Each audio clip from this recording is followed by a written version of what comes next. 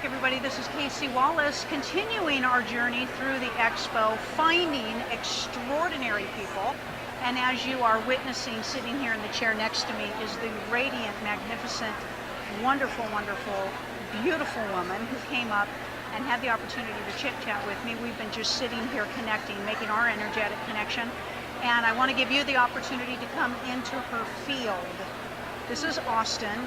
She is an author, among other things. And so we're going to be talking about a lot of her magnificence and let you be invited and intoxicated with her energy. Wow. Now, Austyn, please tell everybody your full name. Okay. My name is Austyn Wells. I'm a spiritual medium and a soul gardener. I use the term soul gardener because I combine my hypnotherapy, soul regression, soul retrieval, my shamanism, my energy balancing, as well as my intuition and grief therapy as different modalities to assist people through the evolution of their soul.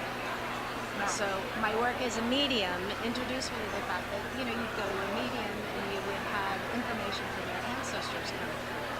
And then what would happen is other modalities, other necessary pieces of your karmic puzzle would pop, but I didn't have the facilities to be able to embrace people along the journey. So I added other tools to my tool bags so I could be of assistance. So my greater hope for people is just to help them evolve. Nice. Yeah. As with all of us, But to find the authentic energy of it, it can be a little rare. Okay. Working our way, figuring that out is quite a process and a journey. So I love all of the stuff that you offer instead of singular application in any way. Oh yeah, no. Yeah. It has to be, because I think as long as you're in that concept of we are in co-creation with not only each other but with a divinity. Yeah. So as long as we're in that place of receptivity, we're actually being of service. And so the greater point of our lives is we have homework to do, and so that homework is super necessary. But once you get to the point where your homework's under control, that's when you step into service. And I think the people that most people admire that are in the metaphysical communities are people who have gotten to that point where they're ready to be of service, which tends to be the pulse and the passion of most people that are holistic practitioners. How did you start? Have you always been this way, or is it kind of something that started to hit you with your intuitive gifts? Yeah. How did things start for you? When I was 5 years old, I was part of a fashion show. My mom was part of the junior league in San Francisco, and I was a bridesmaid, and I had way too much tulle in my dress, and I was convinced I was going to face plant. Wow. So my mom was not the mom that you wake up in the middle of the night and say, "Can you help me? I'm having problems." So I went to my only other resource, which was prayer. So I just asked for help, and then all of a sudden the walls in my bedroom started morphing. Wow! Yeah, and all of these people came in my bedroom. Now for most people that might freak them out. For me, didn't freak me out at all. I just felt immediately comforted, and this one woman came up to me at my bedside, and she didn't speak with language, but she talked to my soul. Yeah. So it was spirit communication, soul to soul. And she intuited, "Are you okay?" And I was like, "Yeah, not so much." And so all of a sudden my bedroom became two realities. So next to my bedside was the runway of the next day. So she literally gave me the opportunity to remote view my next day, watch my ascension up the stairs, not tripping. But then once I knew I was going to be okay, she had me blend with the audience to feel the empathy and the love that they had for me to be successful. Wow. And then she had me feel like the energy of the entire rooms and how angelic in presence it was. Wow. So once I knew there was no way, even if I fell, I wasn't going to fail. Right.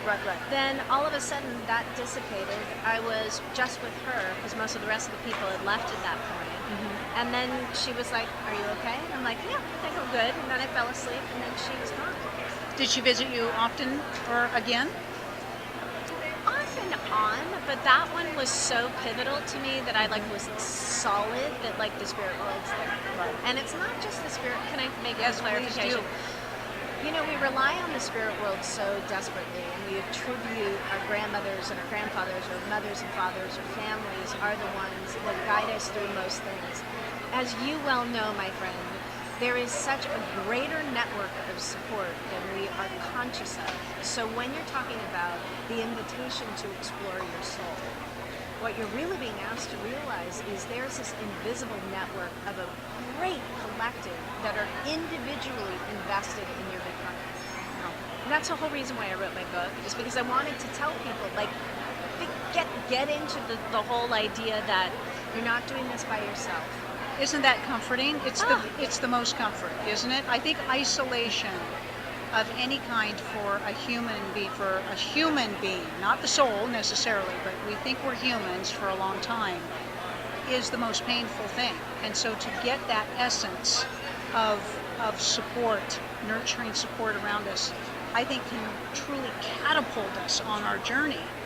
That it takes away so much fear for us, because I think isolation is a big fear for human beings.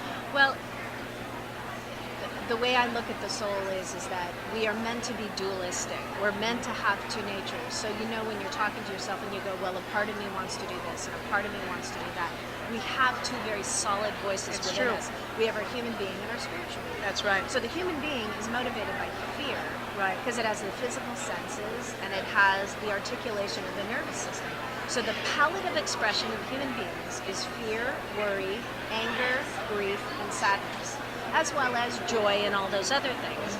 But predominantly, as a human being, we experience so much interchange that paralyzes us in the ability to go forward, that it's so necessary to remind yourself that that part of you needs to be parented by your spiritual nature, which is the other half of your soul. So by being soul-centered in your life, then you can have that spiritual aspect parent your human being. So life, when you get scared, you've got someone to boo kitty you through the moments, so you're not just thinking like, oh God, I'm never going to be able to make it through. That's right. Yeah. You wrote a book. Yes, I Let's did. show everybody the book. Oh my God, look, I just happen to have it here. To have it right here. So yeah, this is my book, Soul Conversations. A medium reveals how to cultivate your intuition, to heal your heart, and connect with the divine. And the book is separated into 3 sections. The first part answers, what is your soul? How do you find your soul? How do you connect to your soul? The center of the book is the beautiful part of how does that articulate to connection with the universe. So reminding you of how your spiritual self distilling into human form still has this uplink to the universe, your guides, your angels, your higher self, all of your support team, including the ancestors and pets. And then the last third of the book is the discussion about, okay, now that you remember you're a spiritual being, let's bring it home. Let's elevate the consciousness of the human beings that may have forgotten the fact that they're spiritual, so you live a soul-centered life in your relationships, with yourself, with your self-care, in supporting people going through the journey of human beingness. And then how do you explore that even further? We're going to continue our conversation with Austyn in the full episode on our programming. Now she has to do it, right? Now she has to do it. So we're going to learn more about your book. Okay. We're going to learn so much more about your life, with your permission. Yeah. And really be able to bathe ourselves in all of your light. Okay. We hope you're having an extraordinary day. We know you are now. Keep a smile on your face, keep joy in your heart, and please find ways towards empowerment. We'll talk with you soon.